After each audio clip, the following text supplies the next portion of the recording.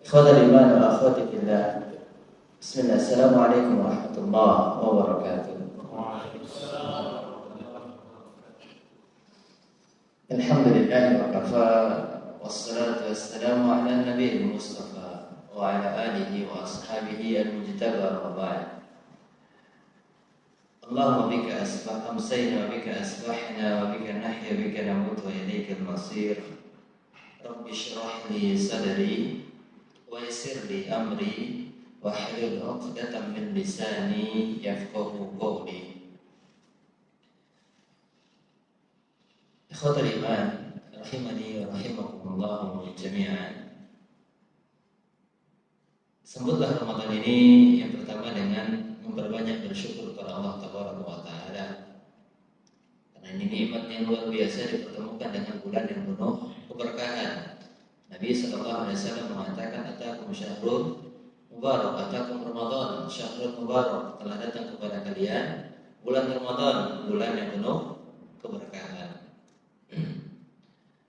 Dengan kita bersyukur kepada Allah Tabaraka wa Ta'ala, semoga nikmat-nikmat yang ada selalu ditambahkan oleh Allah Tabaraka wa Ta'ala. La in syakartum la azidannakum wa la in kafartum inna 'adzabi lasyadid. Bagaimana kita tidak bersyukur atas nikmat Ramadan ini? Ini merupakan bulan yang ditunggu-tunggu oleh kaum muslimin dan muslimat yang haus akan pahala. Bulan sebagaimana disebutkan oleh Ibnu Rajab Al-Hambali di dalam kitabnya Lataiful Ma'arif, adalah merupakan bulan di mana kaum salaf, orang-orang saleh terdahulu, mereka sudah membasahi lisannya dengan penuh harapan di dalam hati, bermunajat meminta kepada Allah Tabaraka wa Ta'ala agar mereka dipertemukan dengan bulan Ramadan. Bahkan mereka sudah berdoa 6 bulan sebelum datangnya bulan Ramadan. Kanu yad'una Allah sittata asyhurin ayyuballighum syahrul Ramadan. Mereka telah berdoa kepada Allah agar dipertemukan dengan bulan Ramadan 6 bulan sebelum datangnya bulan Ramadan. Bahkan disebutkan di dalam kitab Lataiful Ma'arif yang ditulis oleh Ibnu Rajab Al-Hambali, di antara doa yang mereka ucapkan, Allahumma sallimni ila Ramadan wa sallim li Ramadan wa tasallamhu minni mutaqabbala. Ini di antara asar doa para sahabat agar mereka dipertemukan dengan bulan Ramadan, agar bulan Ramadan dipertemukan dengan mereka, dan agar amalan-amalan yang akan mereka laksanakan di bulan Ramadan dapat diterima oleh Allah Subhanahu wa Ta'ala. Ini kaum salaf, kaum yang kalau ngaji matanya nggak pernah berhenti menikmati dari setiap lantunan ayat yang mereka baca. Nah, kalau kita baru baca Al-Quran langsung berhenti. Ya, kalau mereka tidak pernah berhenti. Kalau kita mau mengantuk, ya susah tidur, malah disuruh apa? Dengarkan Al-Quran. Mereka kalau mendengarkan Al-Quran malah nggak bisa tidur. Masya Allah. Kita baru ta'awud, ya itu sudah mulai merasakan ketenangan. Betul memang. Efek daripada Al-Quran itu adalah menenangkan hati. Ala bidzikrillah tatmainnul qulub. Quran surat Ar-Ra'd, Allah Tabaraka wa Ta'ala mengatakan, ketahuilah dengan mengingat Allah hati akan menjadi tenang, dan sebaik-baik mengingat Allah itu adalah dengan membaca firman-Nya Al-Quran.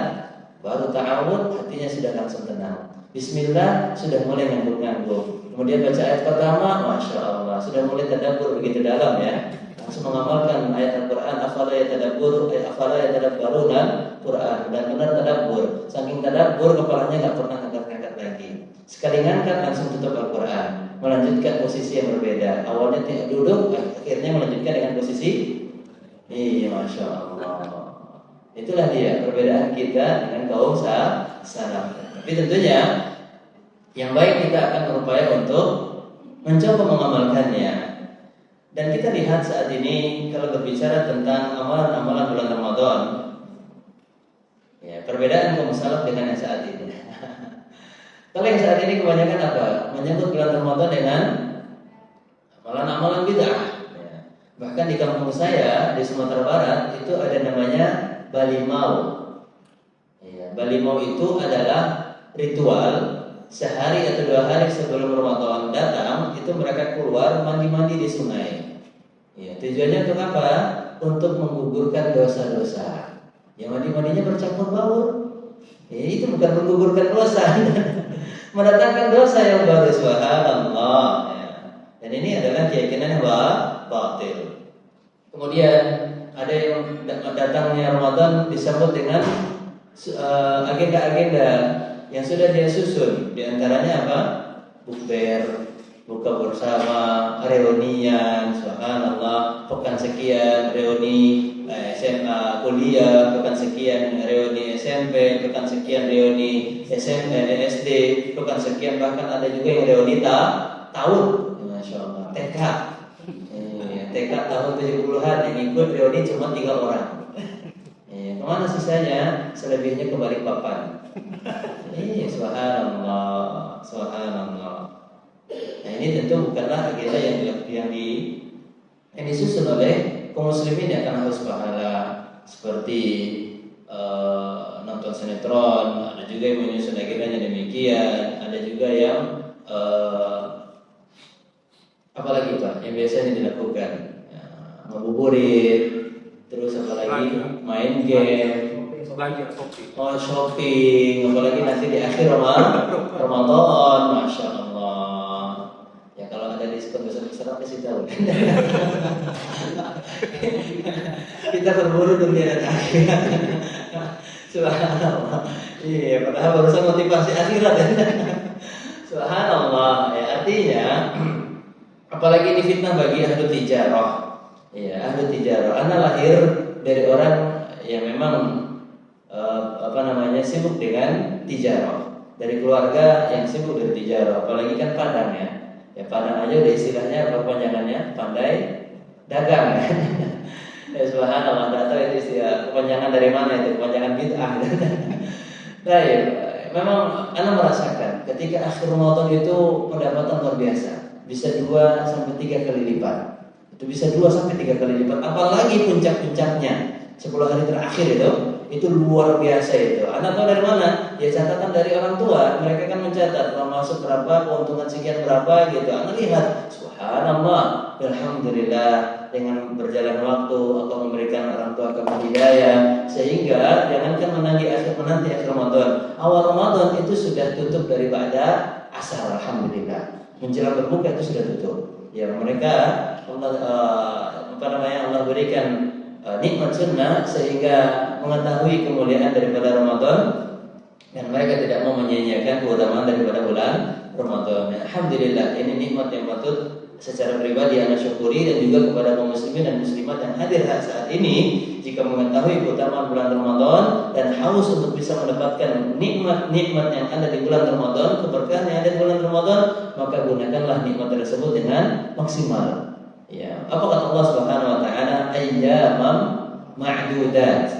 Selain daripada iming-iming pahala yang luar biasa yang berlipat ganda di bulan Ramadan, yang kedua menjadikan kita semangat untuk beribadah kepada Allah di bulan Ramadan karena ayyaman ma'dudat. Ya, karena hari-hari ini terbatas. Ya, hari-hari di bulan Ramadan itu terbatas. Setidaknya kalau tidak 29 hari, kalau enggak 30 hari, ya, terbatas. Ya. Tidak ada sampai 2 bulan, 3 bulan, sekian hari, lebih daripada 30 hari. Maka ayyaman ma'dudat. Ketika kita mengetahui bulan Ramadan ini harinya terbatas, maka gunakanlah hari-hari yang terbatas ini untuk memaksimalkan, untuk mendulang pahala, meraih janji-janji yang sudah disampaikan keutamaannya oleh Rasulullah SAW akan keutamaan daripada bulan Ramadan. Apalagi, ya yang kedua, selain kita menyambut bulan Ramadan dengan rasa syukur agar nikmat tersebut ditambahkan oleh Allah, sebutlah bulan Ramadan ini dengan ilmu, ilmu. Ya, bagaimana agar puasa kita berkualitas, bermutu, bagaimana agar ibadah puasa kita ini tidak berkurang pahalanya. Karena Nabi SAW dalam hadis yang sahih dikeluarkan oleh Ibnu Majah, rubba sha'imin hadduhu laysa min siyamihi ila al-ju' wa rubba qa'imin laysa lahu min qiyamihi ila as-sahar. Dan ini Nabi mengingatkan kepada kita betapa banyak orang yang berpuasa, tetapi sangat disayangkan ibadah puasa mereka tersebut yang padahal pahalanya tidak ada batas. Dalam hadis qudsi Allah Subhanahu wa taala mengatakan apa? Inna shaum wa ana ajzi bi. Ya, setiap amal Bani Adam itu akan dilipat gandakan yudha'if ila 700 dhi'fin, sampai 70 kali dilipat. Ila shaum, kecuali puasa. Wa ana ajzi bi, kecuali puasa, akulah yang harus membalas ibadah tersebut. Menunjukkan kalimat ini adalah kalimat yang luar biasa, yang menerangkan bahwasanya keutamaan atau pahala daripada puasa itu tidak ada batasannya. Langsung Allah Subhanahu wa taala untuk masalah hitung-hitungan jumlah pahalanya, langsung Allah yang memberikan ganjaran. Kalau ibadah yang lain ditentukan jumlah pahalanya, seperti sholat berjamaah di masjid, berapa pahalanya? 27. Kemudian satu huruf daripada bacaan Al-Quran, berapa pahalanya? Hasanatu bi'asyri amthaliha, ada 10 kebaikan. Kemudian sedekah, berapa pahalanya? Satu kebaikan. Ya, setiap satu sedekah itu satu kebaikan, dan seterusnya. Masing-masing ibadah ini sudah ditentukan jumlah balasannya, jumlah daripada ajarnya, ganjarannya disampaikan oleh Rasulullah Sallallahu Alaihi Wasallam. Begitupun juga sedekah yang lainnya bisa fikul disumbulatin mi'atu habbah. Ya, setiap satu ranting itu akan dibalas mendapatkan 100 balasan dari sedekah kita. Bisa jadi sampai 700 kali lipat. Ilasa bi'imi'ati dhi'fin, 700 kali lipat. Setiap kebaikan itu ada batasannya, maksimalnya 700 kali lipat. Maksimalnya 700 kali lipat. Tetapi berbeda dengan ibadah puasa. Ya, subhanallah. Ibadah puasa Allah mengatakan wa ana ajzi bi. Tetapi begitu besarnya pahala puasa, apa kata Rasulullah SAW? Ada saja orang, bahkan banyak di antara kita, banyak di antara hamba Allah yang berpuasa tapi tidak mendapatkan satupun pahalanya. Tidak mendapatkan satupun pahala daripada ibadah puasa. Yang mereka dapatkan hanya al-ju', rasa lapar. Wa fi riwayatin wal 'atash. Dalam satu riwayat pun ditambahkan hanya mendapatkan rasa lapar dan haus. Tentu ini adalah golongan orang yang merugi. Ini dia golongan orang yang tadi punya target bukber, main game, ya subhanallah, mengamalkan hadis dhaif, naumatus shaim ibadah. Tidurnya orang yang berpuasa itu ibadah, ya. Jadi kerjaannya tidur aja. Subhanallah, ya. Dan tentu ini merugi. Makanya Allah Subhanahu wa taala dalam Quran surat Al-Furqan mengatakan laqadimna ila ma'amilu min 'amalin faj'alnahu haba'an manthura.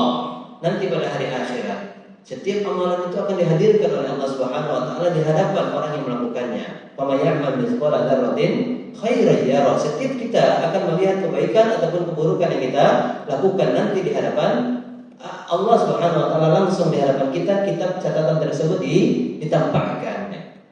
Tetapi sangat disayangkan, kebaikan-kebaikan tersebut hanya dijadikan sebagai haba'am manthura, debu atau debu yang berterbangan, dan ini tentu merupakan kerugian.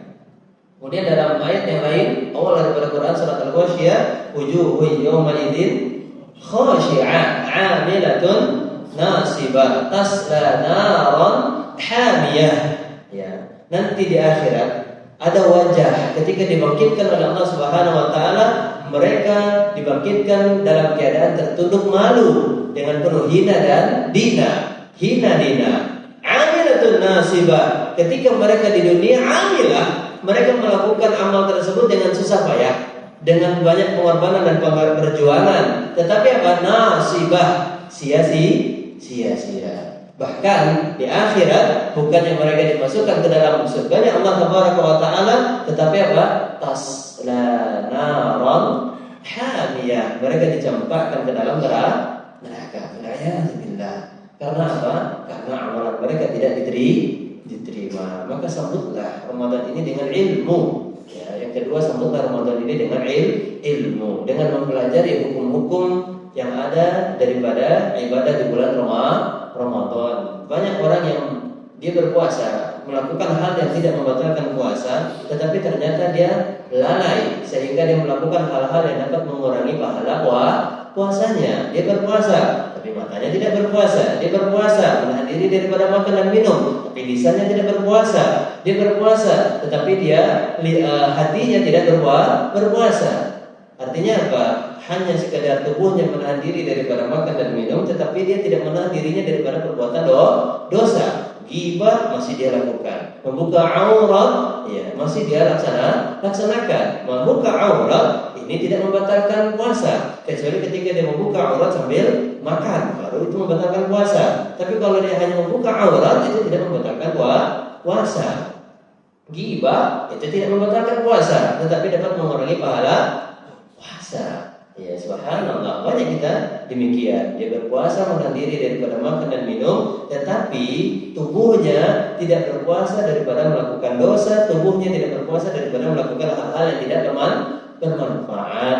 Ya, maka tentunya ini juga menjadi catatan dan perhatian untuk kita semuanya daripada nasihat yang atau peringatan yang telah disampaikan oleh Rasulullah Sallallahu Alaihi Wasallam. Begitupun juga dalam lafaz yang lain yang dikeluarkan oleh Ibnu Majah, disahihkan oleh Syekh Al-Albani, wa rubba qa'imin laysa lahu min qiyamihi illa sahar. Betapa banyak orang yang melaksanakan salat di bulan Ramadan, tetapi mereka tidak mendapatkan apapun dari pahala salatnya, melainkan hanya as-sahar, yaitu mendapatkan rasakan kantuk ataupun capek. Subhanallah, maka ini tentu rugi. Maka sambutlah Ramadan ini dengan ilmu. Ini muqaddimah sebagai pembuka daripada kajian kita agar Ramadan ini menjadi berkualitas. Maka sambutlah dengan terus bersyukur kepada Allah Subhanahu wa taala. Di antara doa yang diajarkan oleh Rasulullah sallallahu alaihi wasallam agar kita bersyukur, Allahumma a'inni ala dzikrika wa syukrika wa husni ibadati. Dan kemudian makna syukur itu apa, Pak? Ya, kalau antum sering dengar kata syukur, ayo bersyukur. Apa itu makna syukur? Syukur itu action, infial. Ya. Apa artinya daripada syukur? Fadhal. Terima kasih. Terus hanya itu saja. Dan tidak bermaksiat terus. Hanya itu saja. Dan yang ketiga masih ada satu lagi. Menggunakan nikmatnya untuk ketaatan. Itu sama saja tidak bermaksiat. Lawan katanya. Yang lain, yang ketiga apa? Ini penjelasan disampaikan oleh Ibnu Qayyim al-Jauziyah rahimahullah taala di dalam kitabnya Madarijus Salikin. Yang ketiga, fadhil, antum sudah mencoba menjawab ya. Dipilih Pak, hadiah. Iya, fadhil. Yang depan ini ya, bukan yang ini ya. Silakan dipilih. Insyaallah. Satu aja ya, semuanya. Insyaallah. Antum bagi-bagi ayat. Insyaallah. Fadhil. Barakallahu fiik. Yang ketiga adalah bersyukur itu meyakini nikmat tersebut datangnya dari Allah dan bertambah rasa kecintaan kita kepada Allah. Ya, silakan dicatat. Ibnu Qayyim al-Jauziyah rahimahullah taala di dalam kitabnya Madarijus Salikin mengatakan, "Asyukru zuhuru athari ni'matillah ta'ala ala lisanil 'abdi wa ala qalbil 'abdi wa ala jawarihil 'abdi." Menampakkan nikmat Allah dengan lisannya, dengan hatinya, dan dengan anggota tubuhnya.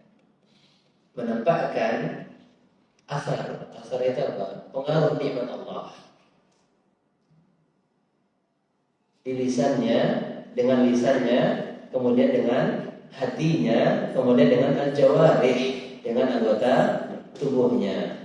Dengan lisannya, yaitu apa? Sanaan, memuji nikmat tersebut ya, pada Allah Taala. Dengan adanya nikmat tersebut dia memuji Allah. I'tirafan wa sanaan. Kemudian dia tahaddus bin ni'mah, dia menyampaikan nikmat tersebut adalah dari Allah Taala. Dengan dia memuji Allah, mengucapkan alhamdulillah. Kemudian dia tahaddus bin ni'mah, dia menyampaikan nikmat-nikmat tersebut yang baik agar menjadi motivasi yang baik untuk dirinya dan juga untuk orang lain.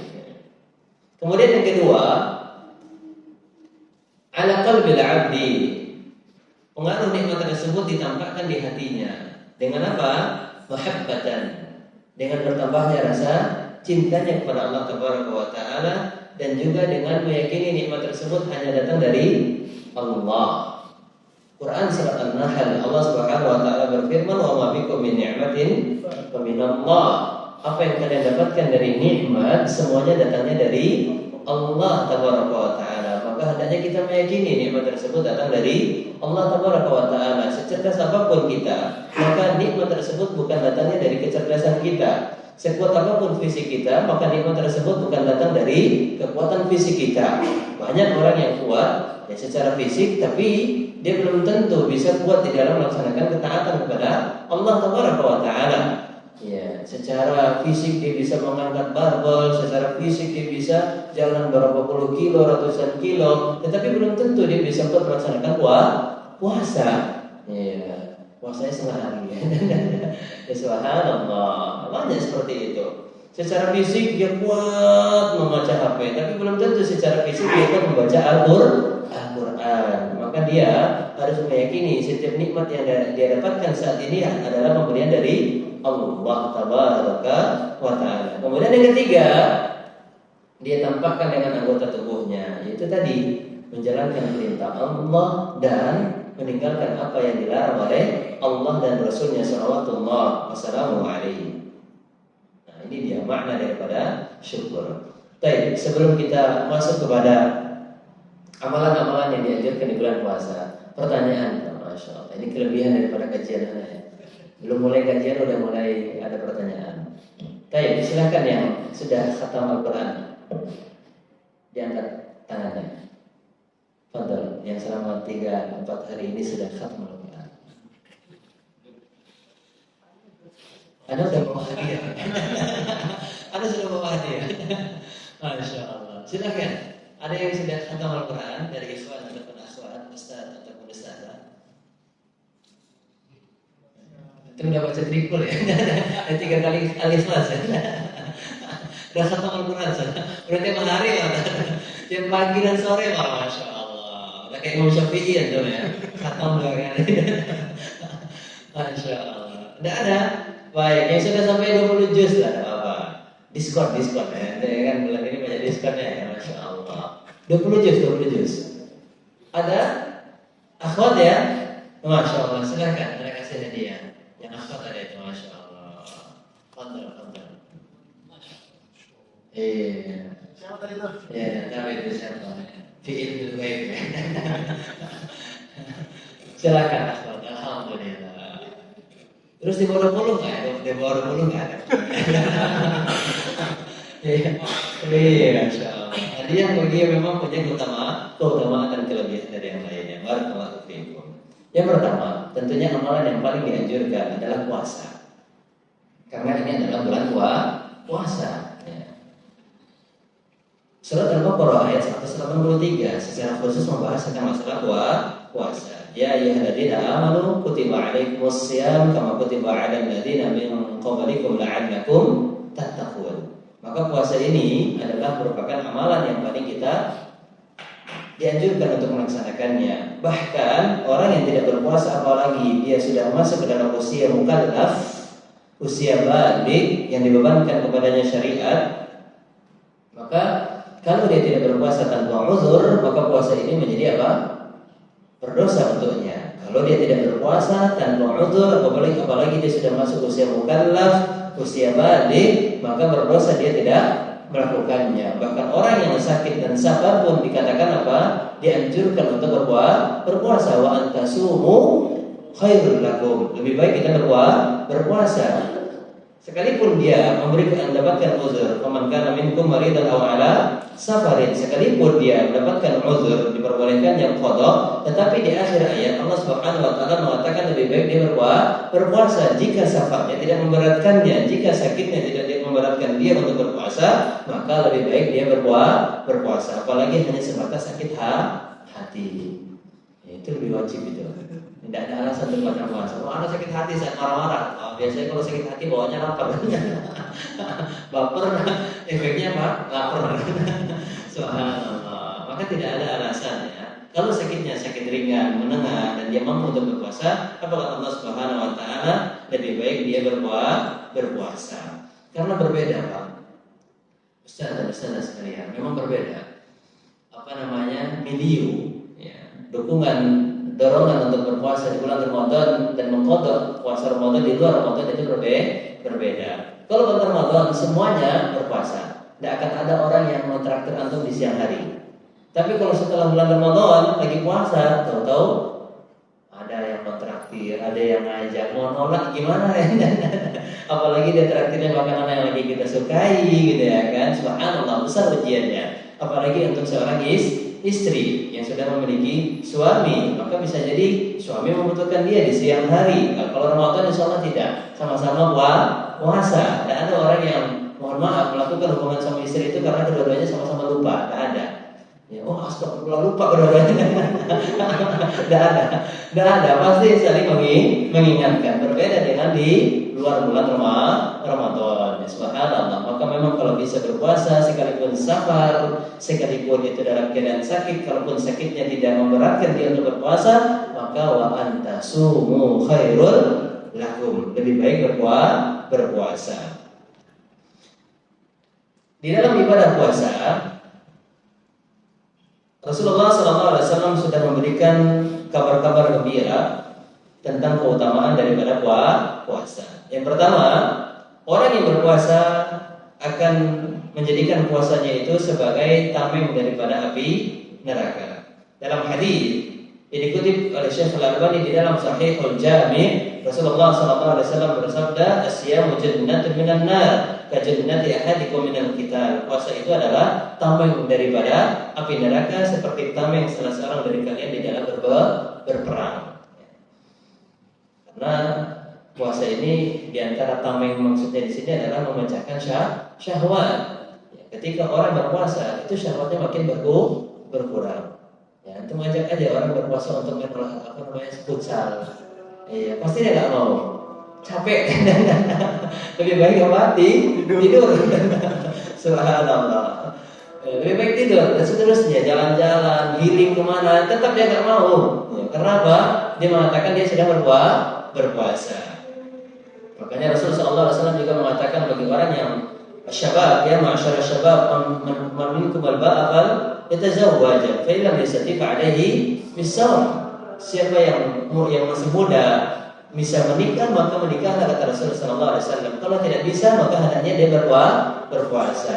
Fa inna lahu wijah, karena puasa ini bisa menjadi penahan syahwatnya, penghancur daripada hawa nafsunya. Maka ini sebagai tameng daripada api neraka. Kemudian kabar gembira selanjutnya yang datang dari Rasulullah SAW, inna fil jannati baban yuqalu lahu rayyan. Sesungguhnya di dalam surga itu ada satu pintu yang bernama Rayyan.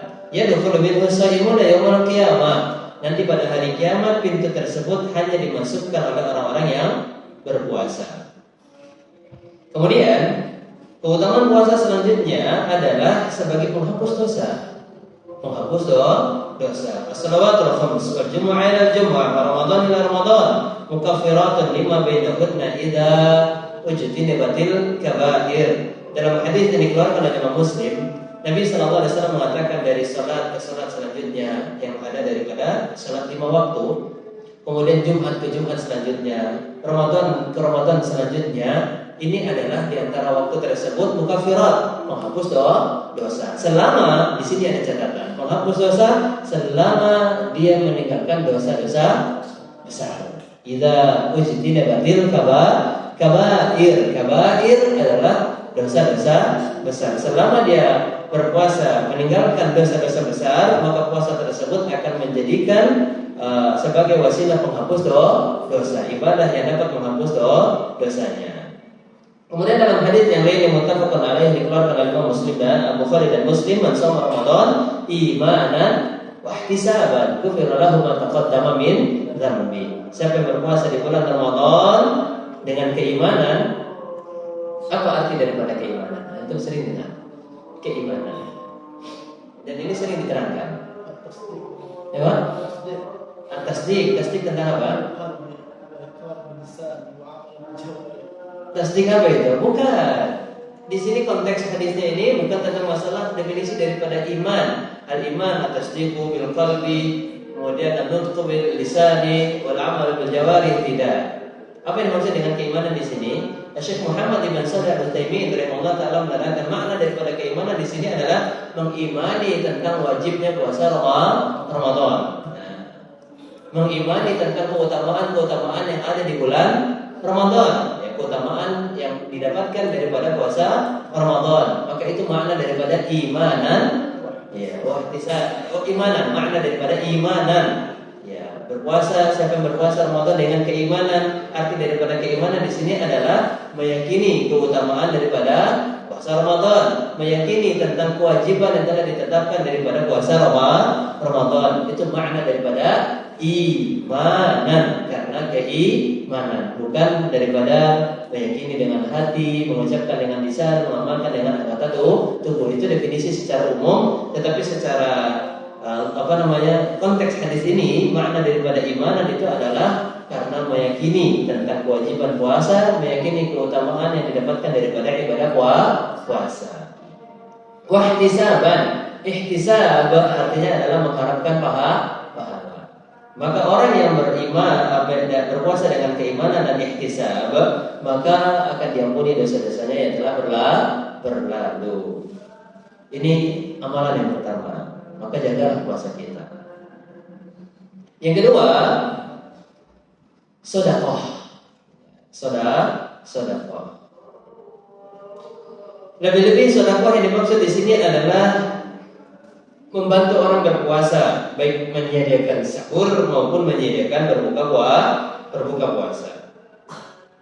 Dalam hadis yang dikutip oleh Syekh Al-Albani rahimahullah taala di dalam kitabnya Sahihul Jami', Rasulullah sallallahu alaihi wasallam bersabda, "Man fattara sha'iman." Ya, siapa yang memberikan makanan untuk orang yang berpuasa, kana lahu mithlu ajrihi, ghaira annahu la yanqusu min ajri as-sha'im syai'an. Siapa yang memberikan makanan untuk orang yang berpuasa, maka dia memperoleh seperti pahala orang yang berpuasa, tanpa mengurangi pahala orang yang berpuasa sedikit pun. Maka ini adalah pahala yang sangat dianjurkan. Itu di bulan Ramadan, karena banyaknya kaum muslimin berpuasa, maka kita bersedekah dengan menyediakan makanan untuk orang-orang berpuasa, baik itu sahurnya maupun ketika berbuka. Sedekah itu bisa dengan harta. Tentunya di sini lebih dianjurkan dengan harta. Tetapi secara umum sedekah itu berarti adalah apapun kebaikan yang kita lakukan, maka itu masuk dalam kategori sedekah. Bahkan dalam satu riwayat Nabi sallallahu alaihi wasallam mengatakan, "Ittaqun nar wa la bisyikki tamrah, fa in lam tajid fa bi kalimatin thayyibah." Jagalah dirimu daripada siksa api neraka, walaupun itu dengan sepotong biji kurma. Ya, syikki tamrah itu disebutkan oleh para ulama, satu biji dibagi lagi, dipotong. Tapi yang dipotong itu bukan bijinya, ya.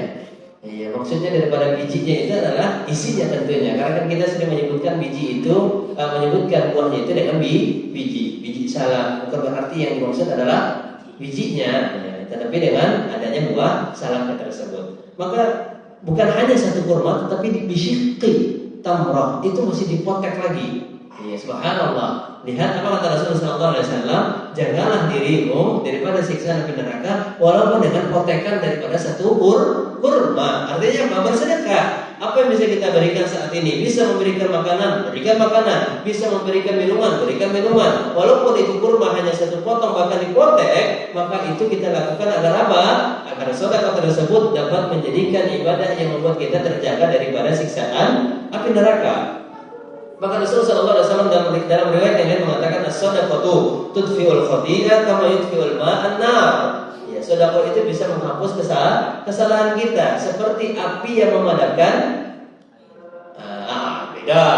Air yang memadamkan api. Ya, insyaallah. Antum nyambung. Padahal salah. Itu udah kode ya. Udah kode kafaratul majlis. Masya Allah. Kalau Ana agak sedikit nggak nyambung, maklum ya Pak. Ana malam Jumat, ini sedikit curhat aja Pak ya. Kan antum sahih mana ya, Masya Allah. Habib ya. Malam Jumat Ana baru balik dari Tanah Haram, alhamdulillah. Malam Jumat. Kemudian Jumat pagi Ana ke Sumatera Barat. Ya, lanjutkan lagi, baru tidur beberapa jam, paginya bangun menjelang subuh jam 3, itu karena penerbangan jam 6 pagi. Itu Anda harus mengantarkan keluarga ke Sumatera Barat. Alhamdulillah kemarin safar dengan keluarga, jadi Anda harus mengantarkan ke sana. Baru satu malam Anda tidur di kampung, paginya ya Sabtu malam Ahad itu Anda kembali lagi ke Jakarta. Ya, maghrib tepat Anda nyampe di Pondok Kelapa. Baru tidur jam setengah 2, jam setengah 4-nya Anda bangun lagi. Lanjutkan kajian tadi pagi, subuh di mana? Di Cenere, Ciputat sana, pada subuh. Iya. Baru tidur anak siang tadi, bangun lagi, pada asar kesini. Makanya tadi anak subhanallah, bangun tepat azan asar, langsung minta maaf pada. Afwan Pak, Anda nampaknya terlambat 4 kurang seperempat, lewat seperempat baru nyampe insyaallah. Alhamdulillah Anda sampai 4 lewat seperempat tadi pada asar, Pondok Kelapa, Anda langsung ke sini. Antum jangan tanya berapa kecepatannya. Modal bismillah tawakal ala Allah. Iya, akhirnya nyampe alhamdulillah 4 lewat seperempat. Dan ternyata ketika Anda nanya, nyampe, ternyata ada jamaah di bawah bilang, "Wah Ustaz, kayaknya antum lebih dulu datang ke sini." Mana lebih dulu, masya Allah. Fastabiqul khairat.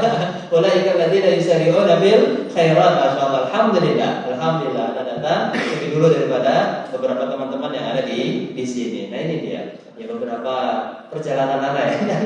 Alhamdulillah. Makanya masih ada sedikit oleh-oleh ya asal daripada safar. Alhamdulillah ala kulli hal. Selanjutnya, ini amalan yang keberapa? Yang kedua, yaitu bersedekah. Kemudian, ya, lebih-lebih saat ini sebelum kita masuk kepada penjelasan amalan selanjutnya, kemarin sempat ditanyakan tentang pertanyaan, karena itu berdasarkan dari nasihat yang disampaikan oleh Ustaz kita, Ustaz Yazid Ibn Abdul Qadir Jawas Subhanallah Ta'ala, tentang kebiasaan panitia yang mencari donasi untuk berbuka puasa. Bahkan Syekh Al-Albani rahimahullah Ta'ala juga di dalam nasihatnya menyampaikan kepada kita, jangan sampai dijadikan masjid ini sebagai tempat untuk kebiasaan berbuka puasa. Karena masjid, namanya masjid asal katanya apa? Wazan masjid itu apa? Ismul makan, tempat untuk sujud, bukan tempat untuk makan-makan. Dan kadang-kadang penitia juga ini yang menjadi kesalahan itu bukan dibuka puasanya, tetapi kesalahannya itu adalah di teknis pelaksanaan oleh panitia. Maka diusahakan ya, kalau memang ternyata ingin mengadakan buka puasa, itu diusahakan jangan sampai seolah-olah kita itu meminta-minta kepada manusia. Ini juga akan merendahkan maqam daripada masjid. Ya, ini akan merendahkan izzah, kemuliaan marwahnya masjid. Masjid ini punya kaum muslimin, ya, maka tidak perlu sebenarnya ada minta-minta untuk pembangunan masjid. Tidak perlu adanya minta-minta untuk kebutuhan daripada kegiatan masjid. Karena masjid ini adalah kepunyaan kaum muslimin. Maka siapa yang mereka beragama Islam, tentu semuanya menjadi perhatian bagi mereka untuk menjadi kewajiban dia di dalam membangun masjid, apalagi keutamaan membangun masjid. Kata Rasulullah SAW akan dibangun untuknya rumah di dalam surga. Siapa yang tidak mau dibangun di rumah? Dan itu hanya modal sedikit saja, itu sudah dapat rumah. Tidak dibedakan, yang nyumbang 1 M, 1 triliun, 100 ribu, 100 rupiah. Tidak dibedakan selama memang amalnya adalah ikhlas karena Allah Taala. Kemudian yang kedua adalah ingin mendapatkan pahala dari Allah Taala, maka dia mendapatkan jaminan daripada keutamaan yang disampaikan hadis tersebut oleh Rasulullah SAW, dibangun untuknya rumah di dalam surga. Maka kaum muslimin semuanya mempunyai kewajiban untuk memperhatikan masjidnya, rumahnya Allah Taala. Maka ini yang menjadi kesalahan, meminta-minta untuk kegiatan masjid, apalagi meminta-minta di jalan, yang itu mohon maaf akan mengganggu pengguna jalan, bahkan itu bisa membuat bahaya dirinya. Kata Allah Subhanahu wa taala, wala tulqu anfusakum aw wala tulqu bi aydikum ila at-tahluka. Jangan kalian mencampakkan diri kalian ke dalam kebinasaan. Rasulullah SAW juga mengatakan la darara wala dirar. Tidak boleh kita membahayakan diri kita dan juga tidak boleh membahayakan orang lain. Itu tangkai-tangkai untuk meminta, itu bisa membahayakan dirinya, bisa jadi juga membahayakan orang lain. Kendaraan yang ingin memotong, kendaraan yang ingin berjalan, ketika lewat ternyata ada tangkai, ya, yang terbentang di tengah-tengah jalan. Subhanallah, entah itu membahayakan orang yang nabrak, bisa jadi nanti dia oleng atau bisa jadi menabrak dia gitu kan, subhanallah. Maka ini apa namanya, Islam ya'lu wa la yu'la. Ini kata Rasulullah sallallahu alaihi wasallam, Islam itu selalu akan tinggi dan perlu kita harus meminta-minta bantuan orang lain untuk meninggikan Islam ya. Maka umat Islam jangan merendahkan kedudukan daripada agamanya sendiri, apalagi merendahkan daripada rumahnya Allah tabaraka wa taala, wa anna masajida lillah. Nah, ya, artinya di sini bukan masalah berbuka puasanya, tetapi teknisnya. Ya, jangan sampai meminta-minta. Kemudian yang kedua, niat daripada pengurus masjid pun harus diperbaiki. Jangan sampai niatnya itu agar masjidnya dikenal, agar banyak yang yang mengunjungi, banyak orang yang mengetahui masjidnya. Ini dia. Untuk mendapatkan penilaian manusia dia cari, tetapi dia mengabaikan pahala yang ada di sisi Allah Subhanahu wa taala. Maka ini pun juga harus diperbaiki daripada niat daripada pengurus masjid. Nah, kemudian selanjutnya, amalan yang kita dianjurkan untuk melaksanakannya adalah sholat malam. Di antara sholat malam yang dianjurkan yaitu adalah sholat tarawih. Ya, sholat tarawih ini itu disebut juga tahajud. Ya. Tidak ada perbedaan tahajud dan qiyamul lail. Qiyamul lail itu artinya adalah menghidupkan malam. Menghidupkan malam itu bisa dengan zikir, menghidupkan malam bisa dengan baca Al-Quran, bisa dengan berdoa, bisa dengan bersedekah. Terlebih menghidupkan malam itu dengan sholat. Karena ini adalah amalan yang paling utama. Ketika sholat kita akan memperbanyak zikir. Ketika sholat kita bisa berdoa. Aqrabu ma yakunul 'abdu min rabbih fa huwa sajid. Seorang hamba berada sangat dekat dengan Allah Tabaraka wa taala, dengan Rabbnya ketika dia melaksanakan sujud. Dan sujud yang dimaksud di sini adalah sujud di dalam sholat, bukan sujud kalau sakit perut. Wah, sujud juga.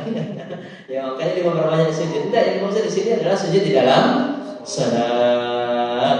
Maka dengan sholat dia bisa melaksanakan semuanya. Sedekah bisa nggak dia melaksanakan di dalam sholat? Bisa. Sedekah anggota tubuh. Ya, apa kata Rasulullah SAW tentang keutamaan sholat duha?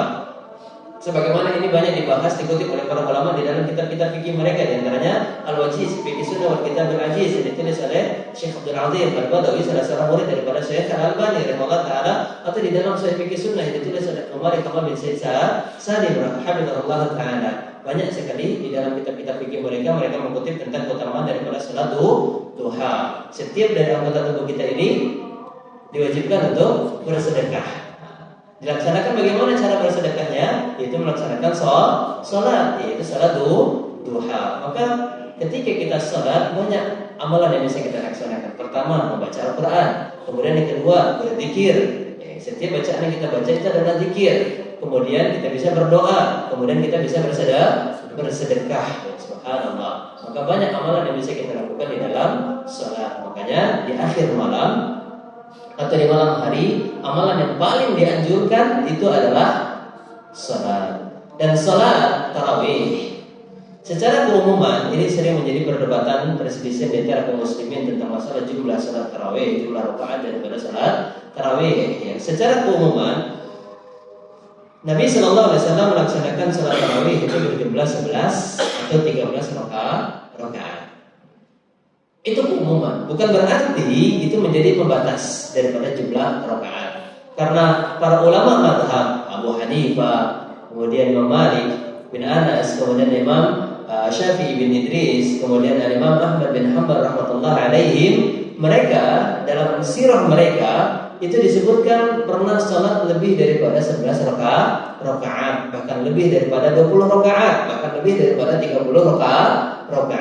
Ibrahnya itu bukan daripada jumlahnya, tapi ibrahnya itu adalah daripada konsistennya, istiqomahnya. Apa kata Rasulullah SAW ketika bertanya, ayul a'mal ahabbu ilallah, amalan apa yang paling dicintai oleh Allah Subhanahu wa taala? Maka Rasulullah SAW mengatakan, ahabbul a'mal ilallah adwamuha wa in qalla. Amalan yang paling dicintai oleh Allah Subhanahu wa taala, kata Rasulullah sallallahu alaihi wasallam, adalah amalan yang konsisten, amalan yang kontinu, amalan yang berkelanjutan, walaupun itu sedikit.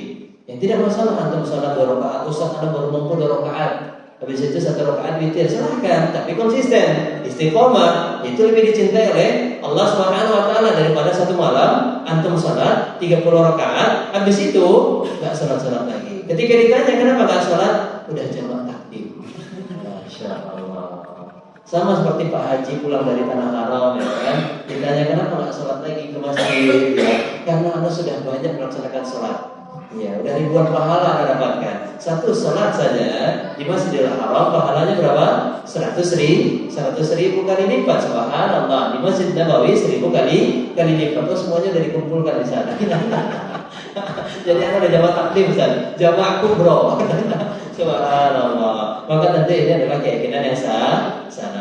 Nah, apa kata Rasulullah SAW tentang keutamaan salat malam?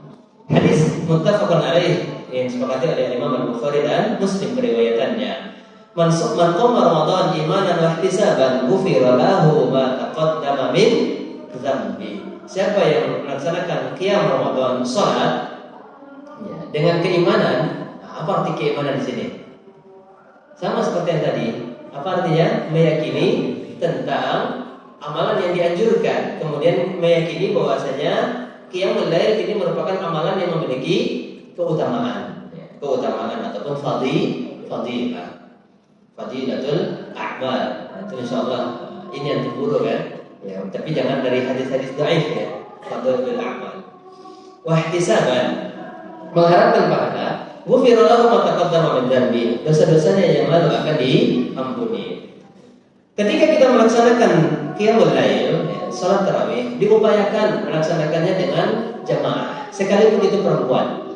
Ya, ini adalah amalan yang dianjurkan untuk melaksanakannya berjamaah, sekalipun itu perempuan.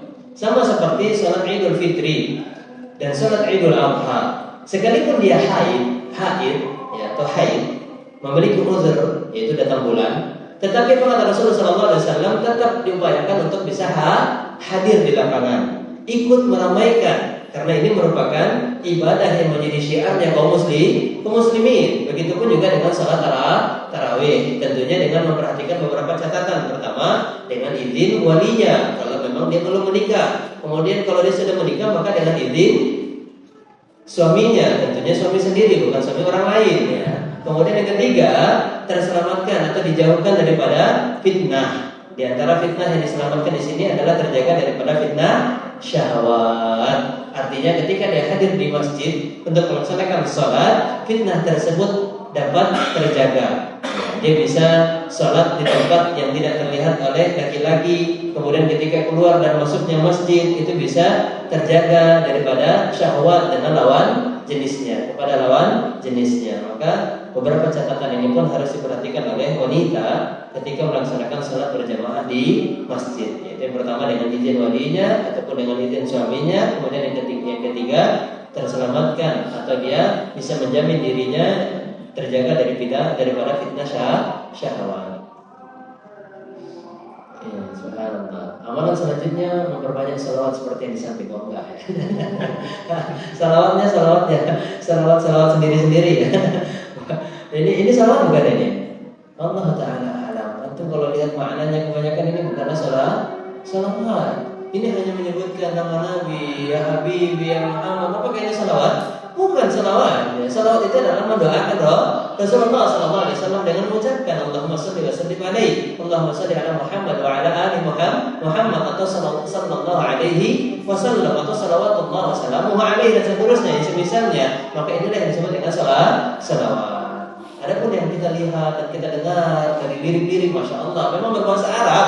Nah ini dia, kadang-kadang kita bahasa Arab ini udah dianggap salawat ya. Baru mukadimah disampaikan oleh Syekh, udah minta tangan amin. Padahal saya nanya, antum gimana kabarnya? Amin. Kayak halukum amin. Tayyibin amin.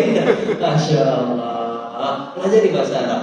Fa innaha min dinikum. Apa kata Imam Syafi'i? Pelajarilah bahasa Arab, karena bahasa Arab ini termasuk daripada perkara agama kalian. Ini gara-gara orang tak paham bahasa Arab, banyak dia terjerumus di dalam bid'ah. Tawassalna. Ya, ini banyak lafaz. Ya, sering antum dulu mungkin di zaman bahala ya. Zaman jahiliyah ya. Qabla bi'tsah. Masya Allah. tawasalna, kita bertawasul dengan ini dan itu. Nah, ini termasuk daripada yang dapat mengantarkan kita ke dalam kesyirikan kalau kita tidak memahaminya. Apa kata Rasulullah SAW? La tatruni, jangan kalian memuji aku berlebihan sebagaimana orang-orang Nasrani memuji Nabi Isa. Ya, berlebihan. Mereka mengatakan Isa ini adalah merupakan anaknya Allah Subhanahu wa taala. Mereka ingin mengagungkan nabi mereka. Mereka ingin memuliakan nabi mereka, tetapi melebihi daripada batasannya. Cinta nabi itu wajib. Itu wajib. Ya. Tetapi kalau berlebihan di dalam mencintai nabi sehingga menghadirkan kalimat-kalimat pujian yang itu melebihi daripada batasannya, itu tidak diperbolehkan. Allah la yuhibbul musrifin wa la tusrifu. Allah tidak menyukai yang namanya berlebihan di dalam perkara agama. Apa kata Rasulullah SAW? Iyyakum wal ghulu, fa inna ma ahlaka man kana qablakum al ghulu fid din. Jauhkanlah diri kalian daripada gulu. Gulu itu adalah berlebihan di dalam perkara agama. Awalnya diperbolehkan, awalnya perkara tersebut disyariatkan, dianjurkan untuk dilaksanakan. Tetapi karena berlebihan di dalam melakukannya, maka ini termaksud daripada gulu, dan itu Allah tidak mencintainya. Dan rusaknya, binasanya orang-orang sebelum kita, umat-umat sebelum umatnya Nabi Muhammad SAW, dikarenakan mereka berlebihan di dalam perkara agama. Nah, ya banyak lirik-lirik antum anggap itu selawat. Man ana ya. Itu kalau dari segi mana ya subhanallah, ini kok jadi mentafsirkan kajian ini, kajian selawat bid'ah. Man ana ini adalah lagu orang yang lupa ingatan. Dia aja nggak tahu dirinya. Siapa saya? Dia aja nggak tahu dirinya. Kenapa antum sibuk menyibukkan untuk mencari tahu diri orang tersebut? Gitu. Ya kalau antum lihat itu bukan karena orang lupa ingatan, tetapi liriknya itu adalah dia ingin memuji kebaikan yang telah disampaikan, yang telah dilakukan oleh gurunya, sehingga suksesnya saat ini, ya posisi dia saat ini dia dapatkan karena diantaranya selain izin Allah, kemudian adalah karena perjuangan usaha gurunya di dalam mendidik dirinya, sehingga dirinya baik menjadi hamba yang baik saat ini keadaannya karena melewati di antara perjuangan dari gurunya. Makanya dia katakan man ana, ya. Siapalah aku saat ini? Kalau bukan karena Allah kemudian gurunya, maka aku saat ini tidak seperti ini. Jangan pula untuk mengatakan orang ini lagu orang yang lupa ingatan ya. Secara teori ya, tapi kalau untuk pelajari tidak ya. Kemudian lirik-lirik yang lain subhanallah. Ya, lirik-lirik banyak sekali. Di antara lirik Abu Nawas, ilahilah sirrul firdausi a'la. Ini liriknya bagus ya. Liriknya bagus, tetapi bukan berarti ini selawat. Ya, dia mengatakan apa? Ilahi, wahai ilah, wahai Tuhanku, wahai Rabbku, aku bukanlah orang yang patut untuk dimasukkan ke dalam surga Firdaus. Berarti dia ketika dimasukkan surga Firdaus dia bilang apa? Saya enggak patut, ya, enggak layak, enggak pantas dimasukkan ke surga Firdaus. Tapi giliran mau dimasukkan ke neraka Jahim, wala aku ala nari Jahim. Tapi kalau dimasukkan ke neraka juga aku enggak kuat ya Allah. Kan lagi-lagi ini juga lirik yang membingungkan. Ya, lirik yang membingungkan. Dimasukkan ke surga, dibilang enggak pantas. Dimasukkan ke neraka, dibilang apa? Enggak kuat. Terus semuanya dimasukkan ke mana? Subhanallah. Lirik ini baik, ya, bagus, tetapi bukan berarti salawat kepada Rasulullah sallallahu alaihi wasallam. Maka tentu bedakan mana yang salawat dan mana itu bukan salawat. Bagaimana caranya? Yaitu dengan mempelajari bahasa Arab. Selanjutnya, ya, terkait dengan masalah salat malam juga. Kenapa Anda katakan dianjurkan untuk melaksanakannya dengan berjamaah? Apa kata Rasulullah SAW? Siapa yang melaksanakan salat tarawih dengan berjamaah ma'al imam hatta yansarif kutiba lahu qiyamul lailah. Dia salat bersama imam sampai selesai, maka akan mendapatkan pahala apa? Tercatat salat semalam suntuk. Makanya kalau ada yang bertanya, Ustaz, apakah kita boleh melaksanakan salat lagi setelah salat tarawih dengan imam? Maka jawabannya boleh. Ya, boleh, karena 11 rakaat atau 21 rakaat itu bukanlah jumlah batasan maksimal, tidak. Karena pengumuman hadis juga Rasulullah SAW sebagaimana hadis yang disampaikan oleh Abdullah ibnu Umar. Salat al-laili masna masna. Salat malam itu 2 rakaat, 2 rakaat. Maka berdasarkan hadis ini, para ulama di antaranya Syekh bin Baz, Syekh Al-Albani, Syekh Ibnu Utsaimin rahimatullah alaihi, mereka mengatakan dari hadis ini memberikan pelajaran kepada kita bahwasanya salat malam itu tidak ada batasan maksimal. Berapapun yang bisa kita lakukan, maka itulah yang dianjurkan untuk kita laksanakan. Nah, kalau kita sudah melaksanakannya bersama imam, maka kita mendapatkan pahala sholat semalam suntuk. Nah, kebanyakan yang sering Anda lihat, ini juga fenomena yang terjadi di tengah kaum muslimin yang memang ingin melaksanakan sholat malam yang kedua kalinya nanti di pertengahan malam atau di akhir malam. Ketika dia sholat malam bersama imam, kemudian imam tersebut witir, dia mundur ke belakang. Ya, dia mundur ke belakang. Maka nasihat anak secara pribadi, kalau memang ternyata dia sudah sholat bersama imam dari awal, lebih baik dia melaksanakan witir bersama imam tersebut. Walaupun dia punya niat untuk sholat malam nantinya, seperti malam terakhir dia pengen bangun, kalau ternyata dia sudah melaksanakan witir, kemudian dia bangun, dia bisa bangun, maka cukup tarawihnya saja dia laksanakan tanpa witir. Ya, tanpa witir ke yang kedua kalinya, karena witir itu hanya dilakukan satu kali. Kemudian yang kedua, karena Nabi Shallallahu Alaihi Wasallam mengatakan la witrani, tidak ada dua witir, la witrani fil lail, tidak ada dua witir dalam satu malam. Ya, sebagaimana hadis ini dikutip di dalam kitab Bulughul Maram ala Adillatil Ahkam ditulis oleh Al-Hafidz Ibnu Hajar Al-Asqalani rahimatullah alaihi. Maka yang kedua, kenapa antum sholat anjurkan untuk sholat bersama imam sampai selesai di witirnya? Karena siapa yang bisa menjamin kita terbangun nanti di akhir malam? Kalau ternyata bangun, alhamdulillah. Kalau ternyata tidak bangun, maka kita sudah mendapatkan pahala di niat. Kemudian yang selanjutnya kita sudah melaksanakan mendapatkan pahala sholat semalam suntuk. Sehingga kalau kita tertidur, maka sudah cukup bagi kita pahala tersebut, yaitu kita tercatat mendapatkan pahala sholat semalam suntuk. Maka diusahakan jangan nanti berpisah. Apalagi itu berada di masjid umum, itu akan menjadi fitnah. Nah, ini kok orang yang berjenggot, yang tidak isbal, yang dikenal sebagai golongan-golongan Wahabi atau Wahabi kan? Iya. Kalau anak Abdul Wahab, iya, hambanya Wahabi. Ya, hambanya Wahabi. Wahabi itu siapa? Allah Subhanahu Wa Taala. Wahabi itu yang Maha Pemberi. Itu Allah Tabaraka Wa Taala. Subhanallah. Maka apalagi antum dikenal yang berbeda di antara mereka yang hadir di kaum muslimin di saat itu, maka lebih baik jangan antum menyelisihi, jangan antum tampil beda, karena ini kaidah ahlul bid'ah, khalif tu'raf. Ya, menyelisihi untuk dikenal, ya, menyelisihi untuk diketahui, menyelisihi untuk viral. Nah, itu dia. Nah, ini adalah kaidahnya ahlul bid'ah. Tidak boleh antum menyelisihi kaum muslimin.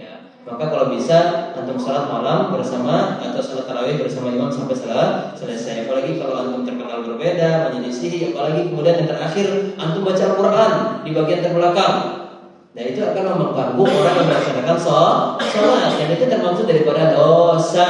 Karena menjaga kenyamanan orang melaksanakan salat itu hukumnya adalah wajib, sekalipun itu adalah membaca Al-Quran. Apalagi nanti antum sambil cerita, apalagi antum sambil ketawa ke TV di belakang, maka ini tentu dosa di atas dosa, atau bertambah banyak catatan dosa di sisi Allah Subhanahu Wa Taala. Ini salat malam. Selanjutnya, yang keempat, insya Allah tinggal 3 lagi, tenang antum, nggak lama-lama insya Allah. Di sini antum keluar mainnya. Keluar main ke kantin. Yang selanjutnya adalah amalan yang dianjurkan membaca Al-Quran. Membaca Al-Quran.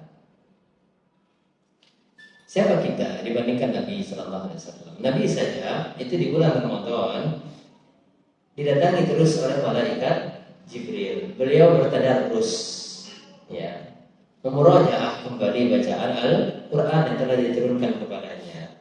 Maka tadarus, ya, mengkaji Al-Quran, baik itu daripada bacaannya dan juga memahami maknanya, ini merupakan amalan yang dianjurkan di bulan Ramadan, karena bulan Ramadan merupakan bulan Al-Quran. Syahrul Ramadan alladzi unzila fihil Quran. maka bacalah Al-Quran di bulan Ramadan. Sering ditanyakan apakah membaca Al-Quran dengan memahami maknanya atau tidak memahami maknanya tetapi bisa memperbanyak khatam. Dan ini pernah dikaji juga di pembahasan sebelumnya bersama guru kita Dr. Malik Hussein Sya'ban Hafizahullah Ta'ala di pertemuan tempat ini ya, tentang masalah membaca Al-Quran. Maka beliau katakan Al-Quran itu diturunkan untuk ditadabburi. Afala yatadabbaruna Al-Quran. Ya. Kemudian kalau memang kita bisa menggabungkan membaca Al-Quran dengan tadabbur, maka itu lebih baik.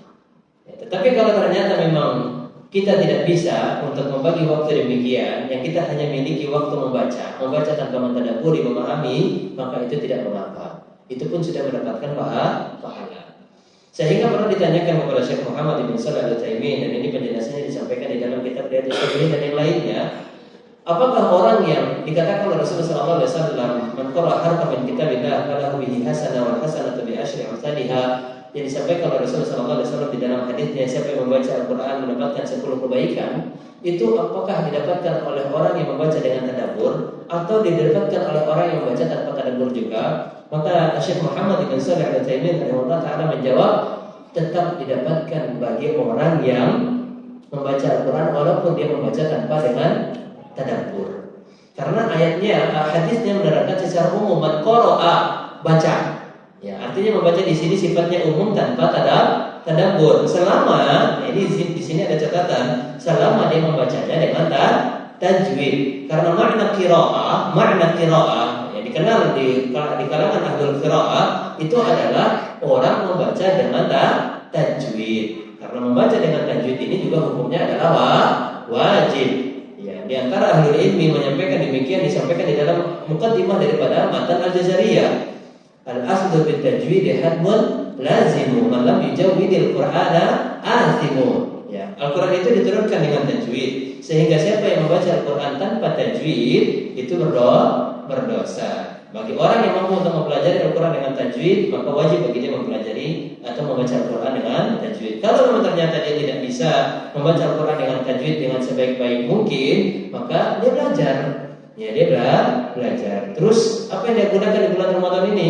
Alhamdulillah di bulan Ramadan ini biasanya banyak halaqul Quran atau halaqatul Quran, banyak sekali kelas-kelas untuk tahsin Al-Quran. Maka bagi kita yang belum lancar membaca Al-Quran, hadir di dalam kelas pembelajaran Al-Quran. Kemudian selanjutnya baca Al-Quran sesuai dengan kemampuannya. Karena dalam hadis yang lain juga, dan hadis ini dikutip oleh Al-Ustaz Abu Ya'la Al-Qurmaidi Habibullah Ta'ala di awal daripada muqaddimah metode Asy-Syafi'i. Rasulullah SAW bersabda, al-mahir bil Quran ma'a safaratil kiram al-barara walladhi yata'ta wa 'alaihi syaq falahu ajran. Orang yang pandai di dalam membaca Al-Quran, dia akan mendapatkan keutamaan bersama malaikat yang baik lagi mulia. Tetapi kalau dia terbata-bata, sulit untuk mengucapkan huruf-huruf dengan baik dan benar, tetapi tetap dia berusaha untuk mempelajari dan membaca Al-Quran, maka dia mendapatkan dua pahala. Ya, subhanallah. Maka jangan berputus asa. Bagi kita yang belum lancar membaca Al-Quran, pelajari terus Al-Quran. Insya Allah Allah akan mudahkan langkahnya untuk mempelajari ilmu agama. May yuridillahu bihi khairan yufaqihu fid din. Siapa yang diinginkan kebaikan untuknya oleh Allah Taala, maka Allah akan mudahkan dirinya untuk mempelajari ilmu agama. Dan tidak sedikit juga cerita, dan ini pernah disampaikan oleh Ustaz kita juga, Ustaz Ahmad Zainuddin Hafizahullah Ta'ala. Beliau menceritakan bahwasanya pernah beliau mendapatkan seorang bapak-bapak umurnya sudah 60 tahun ke atas, baru mulai membaca Al-Quran di umur 60 tahun ke atas. Dan ternyata bukan hanya pandai dia membaca Al-Quran di umur 70 tahunan, tetapi ternyata dia menyelesaikan hafalannya di umur 70 tahun. Subhanallah. Jarak kurang lebih 8 sampai 10 tahun digunakan untuk belajar pertama dari awal kali untuk membaca Al-Quran. Baru pertama dia mempelajari bagaimana cara baca Al-Quran dengan baik dan benar sesuai dengan kaidah tajwid. Baru kemudian setelah itu dia menghafalkan Al-Quran. Kalau memang Allah menginginkan dia kebaikan, maka kemudahan akan dia dapatkan. Maka ista'in, minta pertolongan kepada Allah. Sebagaimana dalam hadis yang sahih Dari Abu Hurairah radhiyallahu anhu, hadis ini dikutip oleh Al-Hafidz Ibnu Hajar Al-Asqalani di akhir daripada pembahasan Kitabul Jami'. Apa kata Rasulullah sallallahu alaihi wasallam?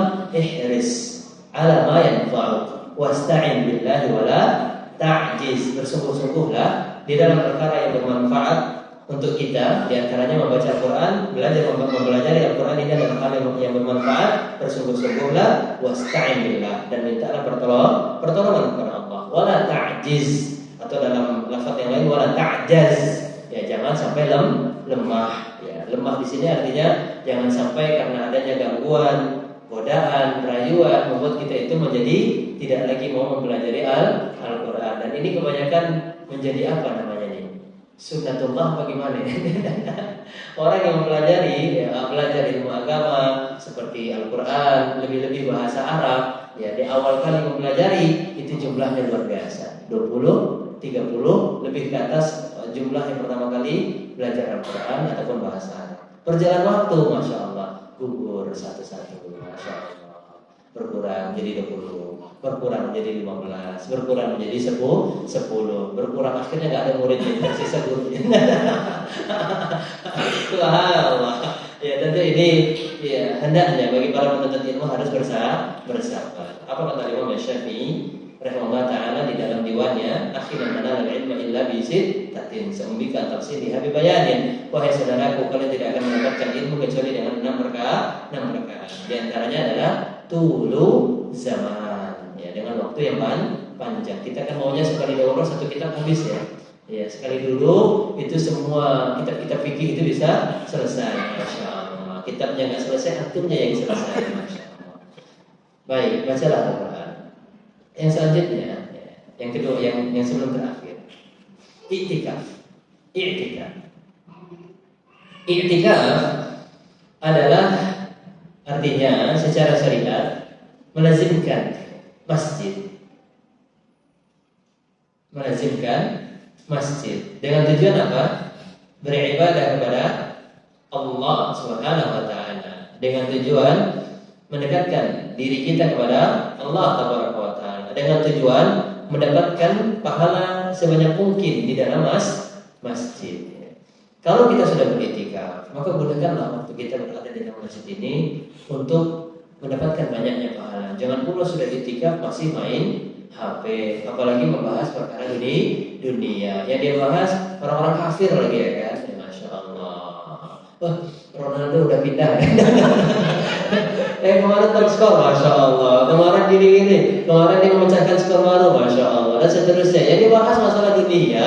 Orang kafir lagi yang dibahas di situ. Orang yang nggak berpuasa yang dia bahas, subhanallah.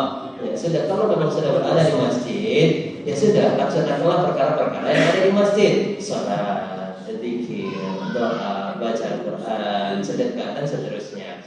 Kemudian catatan bagi orang yang i'tikaf di masjid. I'tikaf ini dilakukan oleh Nabi SAW dalam satu riwayat 1 bulan penuh. Dalam riwayat yang kedua 20 hari terakhir. Dalam riwayat yang ketiga itu 10 hari terakhir. Dan ini lebih banyak ditekankan karena dengan tujuan apa? Untuk mendapatkan keutamaan daripada Lailatul Qadar. Ya, Lailatul Qadar atau malam Al-Qadar. Jangan malam Lailatul Qadar. Ya, karena itu kalau menyebutkan malam Lailatul Qadar berarti penyebutan malamnya ada 2 kali. Malam Al-Qadar, karena Lailah itu artinya malam. Kalau untuk menyebutkan malam Lailatul Qadar berarti malam Al-Qadarnya ada lebih dari 1. Sedangkan malam Al-Qadar itu hanya terjadi 1 kali dalam 1 Ramadan. Dan yang sering terjadi itu di malam terakhir 25 atau 27. Tapi jangan juga atau ini dia menjadi catatan. Jangan juga kalau memang ternyata bisa i'tikaf dari awal dari tanggal 21, maka i'tikaflah dari awal. Tapi kalau memang tidak bisa, maka i'tikaf sesuai dengan kemampuan. Ya, tapi jangan sampai antum bisa beriktikaf dari tanggal 20 atau 21, malah carinya cuma di malam 25 atau 27. Ya, itu pun kalau dia terbangun. Kalau ternyata pada Allah tertidur juga gimana? Ya, maka diusahakan dari awal. Dan sebaik-baik tempat i'tikaf itu adalah masjid. Ya, dan Dan masjid itu tempat i'tikaf yang paling utama juga adalah Masjidil Haram. Ya, maka yang punya tabungan diupayakan i'tikafnya di Masjidil Haram. Insya Allah kalau untuk i'tikaf di bulan ini kita bisa makan bersama-sama lah insya Allah. Makan al-baik ya. Ya, makan al-baik bukan makan Allah baik ya. Baik, insya Allah. Maka ini nikmat luar biasa. Iktikaf di bulan Ramadan, apalagi iktikafnya di Masjidil Haram. Dan selanjutnya, perhatikan ketika kita iktikaf, perhatikan hal-hal yang dapat menjadikan kita batal daripada iktikaf. Kalau kita sudah berniat untuk melazimkan masjid dari awal hingga akhir Ramadan, maka jangan keluar kecuali karena ada uzur. Contoh, kalau memang tidak ada yang mengantarkan pakaian atau tidak ada yang mencuci pakaian, ini biasanya kan jomblo ya. Iya, dan dia memang kalau bukan dia yang mencuci sendiri ke rumah, maka tidak ada yang mencuci pakaiannya, maka boleh dia mencuci pakaiannya ke rumah. Atau dia mengambil makanan, menjemput karena tidak ada yang mengantarkan, mungkin istrinya tidak bisa mengantarkan karena jaraknya jauh. Dari masjid dan rumahnya itu jaraknya jauh, apalagi mungkin tidak ada kendaraan sehingga istrinya tidak bisa mengantarkan dan dia yang mengharuskan dia untuk menjemputnya, maka boleh.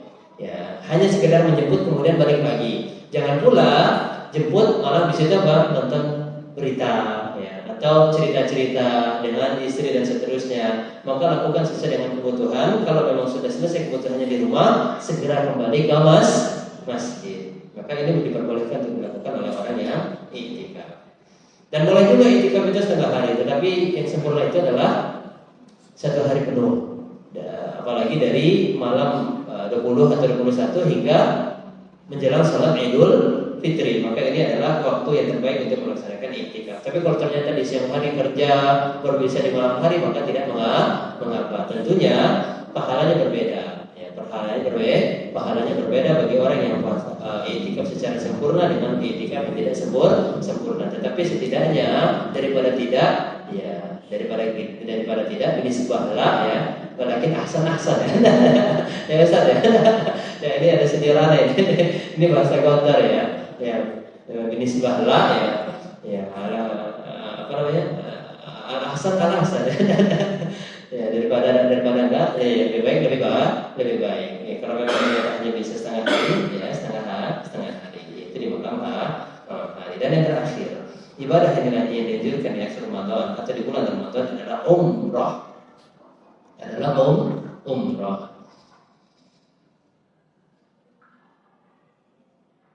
Karena beribadah umrah di bulan Ramadan itu pahalanya bertambah. Bahkan Rasulullah SAW mengatakan apa? Ta'dilu hajjatan ma'i, sama seperti dia melaksanakan haji bersama Rasulullah SAW.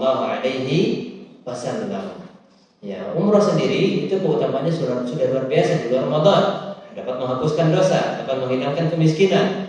Apalagi ini di bulan Ramadan, tentu bertambah lagi ibadahnya, pahalanya, yaitu apa? Tercatat sama seperti melaksanakan haji. Antum aja melaksanakan haji bersama orang nomor 1 di Indonesia itu luar biasa senangnya minta amplop. Iya, karena antum ketemu orang nomor 1 punya duit, masa antum mau minta duit. Ya senangnya luar biasa minta ampun. Ya, antum bisa umrah bersama Raja Salman gitu ya. Dapat foto lagi, subhanallah. Itu aja udah luar biasa bahagianya. Apalagi ini antum keutamaannya umrah di bulan Ramadan, haji bersama orang yang nomor 1 yang ada di hati kaum muslimin, yaitu siapa? Nabi Muhammad SAW. Maka ini tentu luar biasa pahalanya. Dan tingkat kesulitan juga. Inna 'idzamal jazaa ma'idhamil bala. Kata Rasulullah SAW. Sesungguhnya besarnya balasan itu tentu dilihat daripada besarnya tingkat kesulitan. Dan umrah di bulan Ramadan itu kesulitannya juga luar biasa karena umrah di bulan Ramadan itu jumlah kaum muslimin sangat banyak. Ya, 2-3 kali lipat, bahkan bisa jadi hampir sama dengan haji. Ya, bahkan orang-orang Arab sana mengatakan apa umrah itu di bulan Ramadan atau ibadah di bulan Ramadan di Masjidil Haram itu seperti haji akbar.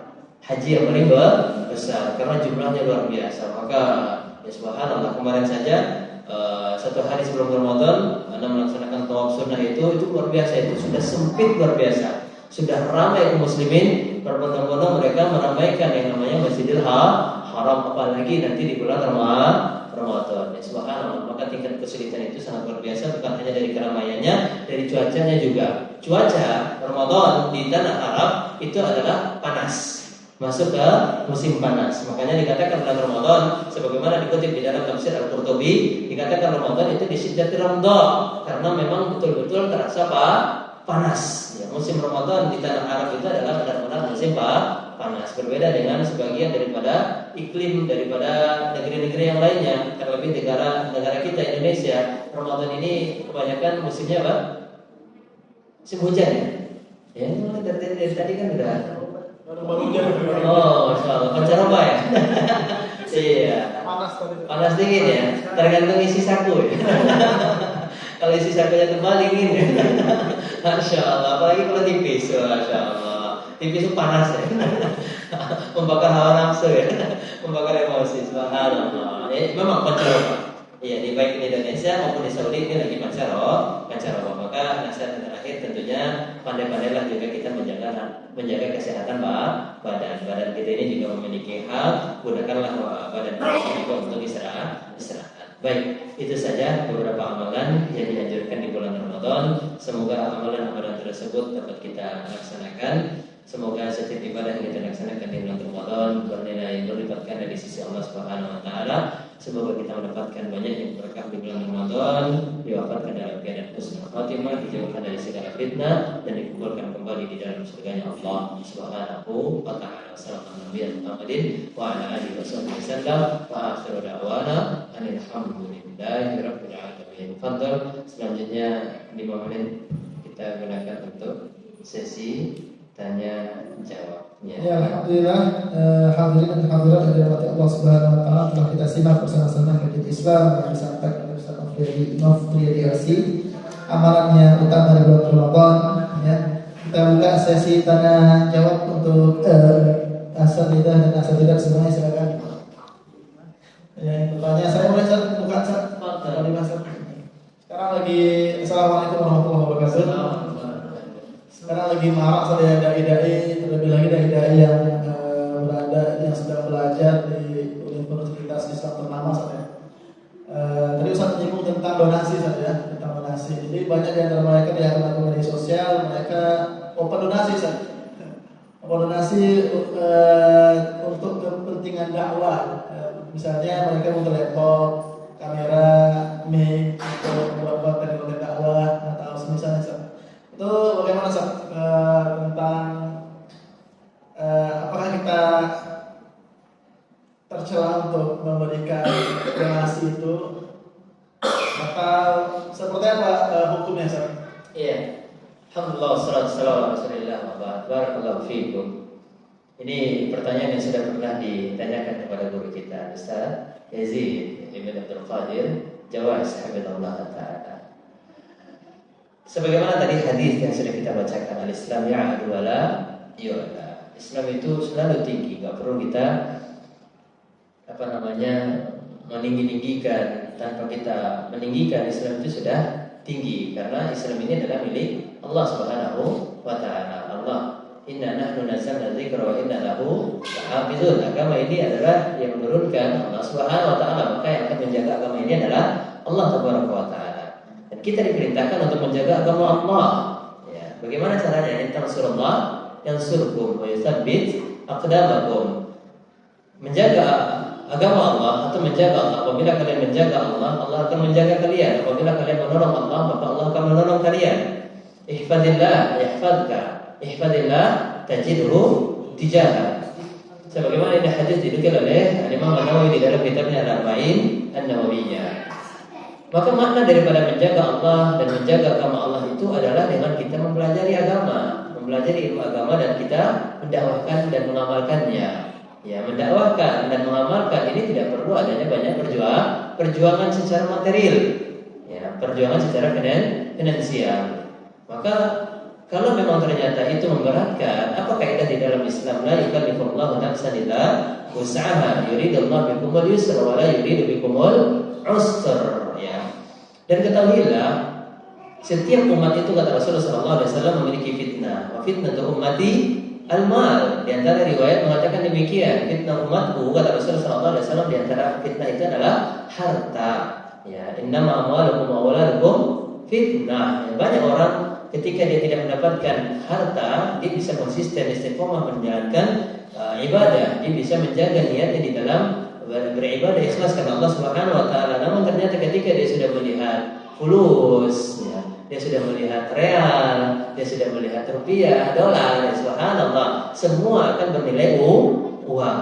Ya, semua akan bernilai uang. Dan ini dia dikhawatirkan niatnya yang dahulu sudah pandai dia menjaganya ikhlas karena Allah, namun karena dia sudah mengetahui akan nilainya uang, khawatirnya nanti berubah mencari uang. Kalau tidak ada uang, dia tidak mau berdakwah. Kalau tidak ada uang, dia tidak mau menyampaikan ilmu. Kalau tidak ada uang, dia tidak mau berjihad di jalan Allah Tabaraka wa Ta'ala. Bahkan seharusnya, nah ini dia, juga terkadang menjadi nasihat untuk saya pribadi. Makanya saya berupaya untuk mengamalkan hadis Rasulullah SAW, tahadu tahabu, saling berbagi hadiah, maka akan saling mencintai. Maka Anda mengajak kaum muslimin untuk bersedekah dan juga Anda memotivasi diri untuk bersedekah. Jangan sampai kita memotivasi orang untuk bersedekah, tetapi kita sendiri tidak mau bersedekah. Kita rugi. Ya betul, hadis Rasulullah SAW yang sahih dikeluarkan oleh Muslim, man dalla ala khairin falahu mithlu ajri fa'ilihi. Siapa yang mengajak orang untuk melakukan kebaikan, maka dia akan mendapatkan kebaikan sama seperti orang yang melakukan kebaikan tersebut. Maka kerjanya apa? Ngajak aja. Dia sendiri nggak mau melakukan kebaikan itu.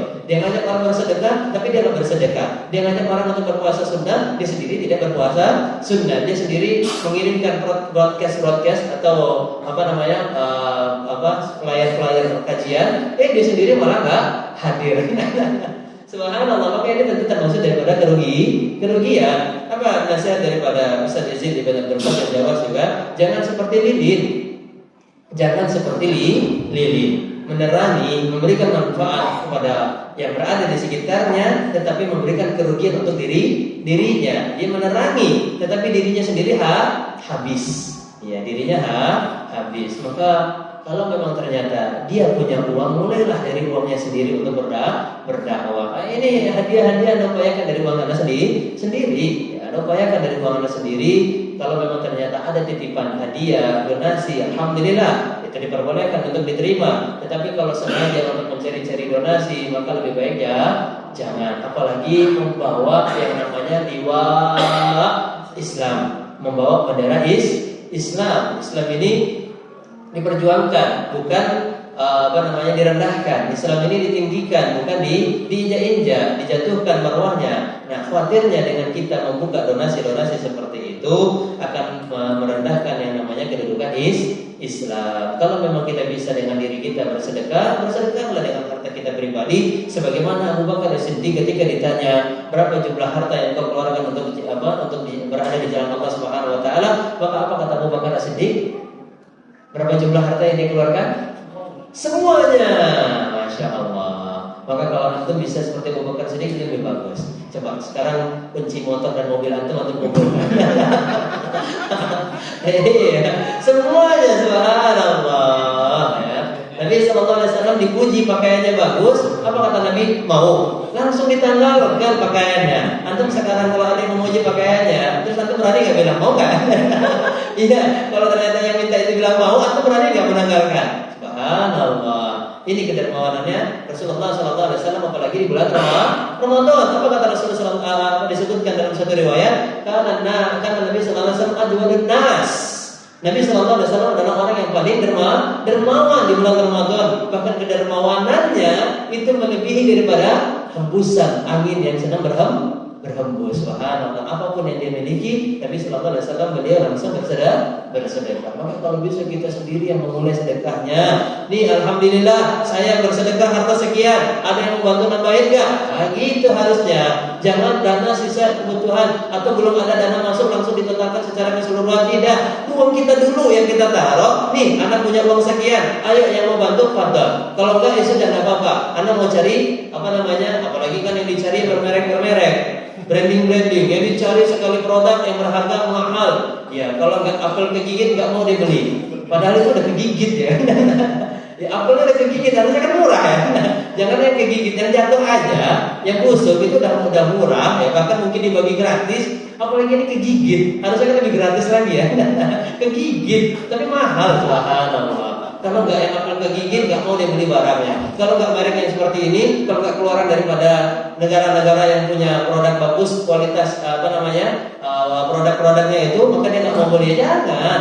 Nah ini yang menjadi kesalahan. Ya cobalah antum punya lihat salah seorang kaum muslimin, ya golongan daripada kaum muslimin, mereka berdakwah door to door, dari pintu ke pintu. Maka kalau memang kita tidak punya alat-alat canggih seperti itu, berdakwahlah dengan apa yang bisa kita bisa lakukan. Apa yang kita punya, lakukanlah dengan hal tersebut. Ini agama milik Allah. Maka kalau kita memang menjaga agama Allah, Allah akan membantu kita. In tansurullah yansurkum. Wa may yattaqillah yaj'al lahu makhraja wa yarzuqhu min haitsu la yahtasib. Terkadang takwa di dalam ibadah bisa kita laksanakan, tetapi takwa di dalam harta ini yang belum tentu kita bisa terselamatkan. Mungkin kita bisa fokus kuat di dalam sholat, kuat di dalam puasa, tapi belum tentu kita bisa kuat di dalam menjaga amanah harta. Dan banyak sekarang ini tergelincirnya dai itu bukan karena pemahamannya, bukan karena akidahnya, bukan karena manhajnya,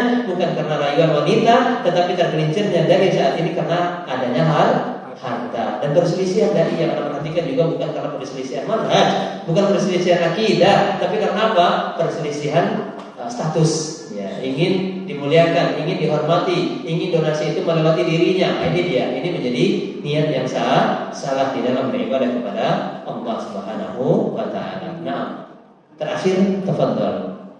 Artinya meminta donasi, membuka donasi ini bukan aib, sesuatu yang dibolehkan, tetapi kalau bisa dimulai dari diri sendiri. Nah, jazakallah. Barakallahu fiik. Tinggal 1 menit lagi ya.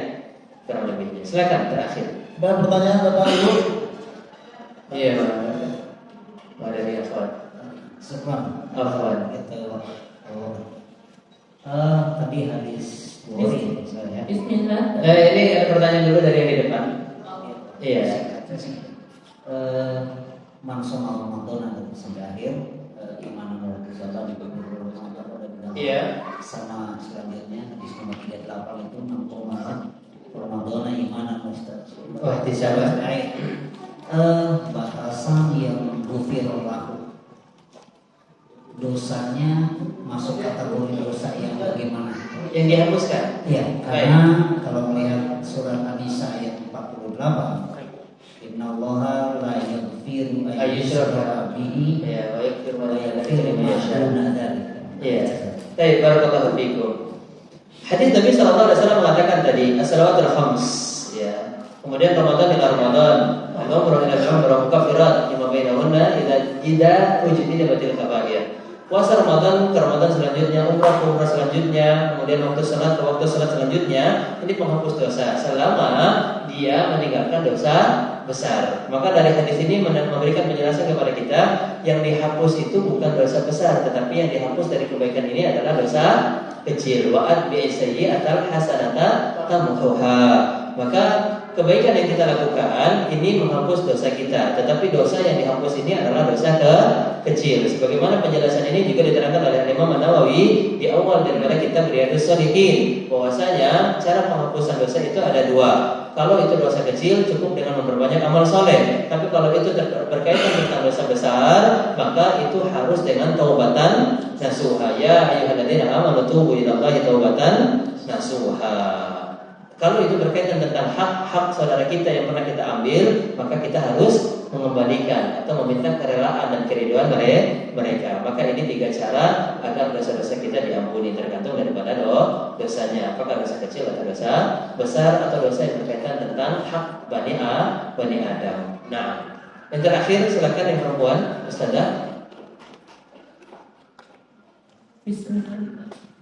Mau bertanya tentang puasa, Ustaz. Silakan. Kami sebagai ibu-ibu, mama ya, jadi mengandung, melahirkan gitu, Ustaz. Iya. Kemudian untuk puasa ini, apakah kita hanya membayar fidyah Baik. atau mengqadha juga? Dan terkadang setelah 2 tahun ada lagi, setelah 2 tahun ada lagi gitu. Jadi tidak berkesudahan, Ustaz. Iya, Masya Allah. Jadi seperti apa untuk membayarnya gitu. Baik. Yang kedua Ustaz, Ya, yang kedua. Amalan yang dicintai adalah yang continue, Ya. gitu, walaupun sedikit. Nah ini tentang tarawih. Tarawih itu biasanya ada yang 11 atau ada yang 23 seperti itu ya, Ustaz ya. Nah, adakah yang kurang dari 11 gitu? Jadi intinya, walaupun cuma misalnya 4 rakaat kemudian satu, tapi continue Ustaz. Gitu. Itu seperti apa Ustaz? Baik, jazakallahu khairan. Jazakallahu. Yang pertama, kalau memang dia adalah ibu yang muda, artinya ada kemungkinan tiap tahun itu mendapatkan uzur. Tahun ini hamil, apalagi hamilnya itu membuat dia itu lemah untuk berpuasa. Kemudian habis itu melahirkan dan menyusui di tahun yang keduanya. Maka jika dia termasuk daripada ibu muda dan ada kemungkinan seperti ini berulang-ulang, ini antum yang para lelaki juga menjadi catatan ya. jangan menyulitkan istri kita ya. Iya, maka kalau memang ternyata seperti itu keadaannya, fattaqullaha mastata'tum, kita bertakwa kepada Allah sesuai dengan kemampuan. Kalau memang bisa berpuasa, berpuasa. Kalau tidak bisa berpuasa, maka cukup dengan fidyah. Ya, kalau memang kita mengkodoknya bisa setelah melahirkan dan menyusui. Tapi kalau tidak bisa karena ada kemungkinan kita hamil kembali, maka cukup dengan fidyah. Ingat, hukum asal untuk wanita yang hamil dan menyusui itu hukum asalnya adalah fidyah. Qadha. Ya, qadha. Karena wanita yang hamil dan menyusui itu masuk ke dalam kategori sakit. Ya, beda lagi kalau ternyata memang memberatkan, maka baru dia masuk ke dalam kategori wa 'alal ladzina yutiqunahu fidyatun ta'amu miskin. Kalau dia ternyata dalam kategori awal sakit, maka hukum asalnya adalah qadha. Tapi kalau ternyata ada kemungkinan sulit untuk dia mengqadha karena setiap tahun hamil melahirkan, masya Allah. Apalagi ini adalah pengantin baru, ibu muda, dan itu ada bakal kemungkinan terulang 8 Ramadan. Akan terulang lagi 8 Ramadan, masya Allah. Yang kayak gitu tuh rezeki insya Allah. Barokah insya Allah. Dan itu ada kemungkinan terulang seperti itu terus-terus, dan dia sulit untuk bisa mengkodoknya. Apalagi 3 Ramadan itu sudah berapa hari itu? 4 kali 3 110 hari. Ya gimana dia akan mengkodoknya 130 hari? Yang 1-2 hari aja sudah sangat berat, apalagi ini sampai 100 hari sekian. Maka tentu ini kalau memang ternyata dia bisa mengkodok dengan jumlah yang sedikit, kodok. Tapi kalau tidak, maka cukup dengan fidyah. Baik, untuk soal yang kedua kita jawab insya Allah setelah iftar. Masih ada pertanyaan selanjutnya? Yang kedua sebagai penutup dari kajian kita, adakah orang yang salat tarawih kurang dari 11 rakaat? Jawabannya ada. Ya, siapa tahu ibu-ibu yang punya anak kecil yang tidak bisa salat bersama berjamaah di masjid, ya, dan anaknya tidak kuat untuk salat selama itu 11 rakaat, maka boleh ibu menjadi imam untuk anak-anaknya yang masih kecil, ya, untuk mengajarkan mereka salat tarawih, membiasakan mereka sunnah yang mulia ini, itu melaksanakan salat. Insya Allah anak-anak kita ini kuat, Pak. Apalagi kalau udah ada iming-iming hadiah itu, ya kuat insya Allah. Masya Allah. Anak kemarin Pak, umroh yang kemarin ini akhir sebelum masuk Ramadan, itu membawa salah seorang anak yang umurnya masih 5 tahun masuk 6 tahun kalau tidak salah. Itu sa'i, itu udah mulai nangis dia. Karena jauh satu sa'i itu dari Safa ke Marwah hampir 1 kilo, 800 sampai 900 meter. Apalagi ini 7 kali. Putaran yang kedua udah mulai nangis dia, udah nggak kuat.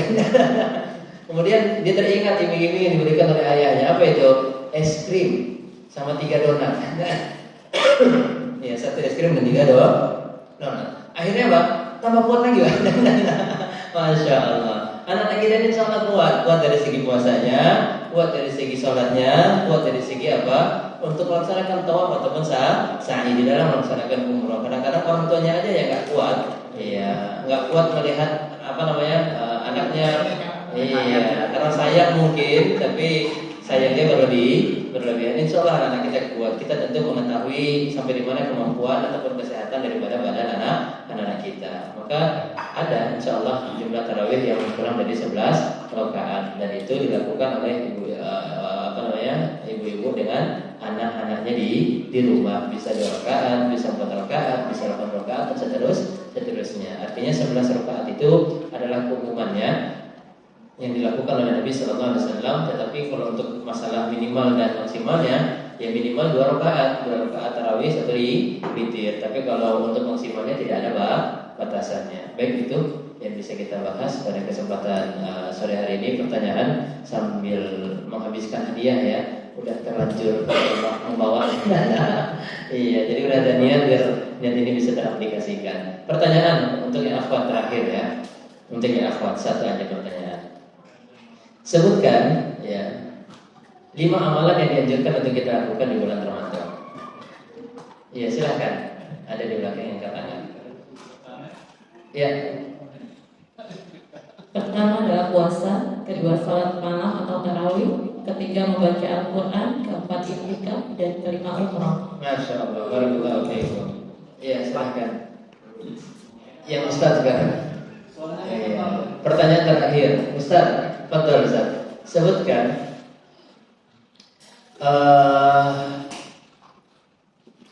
apa ya pertanyaannya? Sebutkan apa keutamaan daripada sedekah? Betul. Menghapus dosa, Masya Allah. Anda kira nanti bakal jawab mendapatkan pahala. Karena semua ibadah mendapatkan pahala. Barakallahu fiik. Wassalamualaikum warahmatullahi wabarakatuh. Subhanallah wa bihamdika asyhadu an la ilaha illa anta astaghfiruka wa atubu ilaik. Jazakumullah khairan.